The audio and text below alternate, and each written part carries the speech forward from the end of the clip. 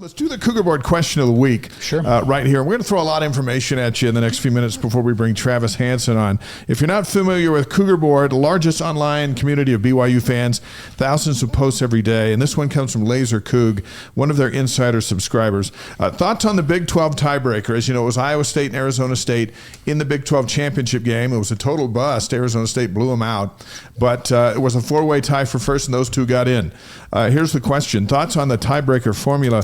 Would you like to see divisions or a different tiebreaker or stay within the status quo? BYU did not play Iowa State or Colorado, but they just missed on a smidgen of point system to Iowa State, and that's why they didn't go to the Big 12 championship game. Yeah, what do you think? When you have a conference that's got that many teams, 16 teams, you're going to have a bunch of teams that don't play each other. Right. And the fact that they had four that only lost 2 games during the season was an interesting one. I don't know if that'll ever happen again, but they used a win percentage against non-common opponents, which I don't know if that's the right.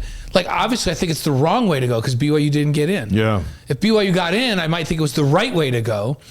And so, because you go common opponents, but if you have the same record against common opponents, and then you go down the line, that's the next factor. If they went strength of schedule or strength of wins, I think BYU would have been in it, right? Just like they're ahead in the polls, in the college football playoff polls. So, and anytime you don't play everybody in the league, there's got to be some type of a system. That you remember when Utah kind of backed into the Rose Bowl or into the championship game a few years ago? Yeah. And we were all going, wait a minute. Can you even explain to me this tie-breaking system of how that goes in? But they went with what they chose before the season started, and everybody agreed on this. So we really can't complain about it on the back end of it. I think divisions would be good. Where you play everybody in division, have some crossover games. Yeah. Then you have a division champ, and they play each other. Everybody's gotten away from it because the SEC.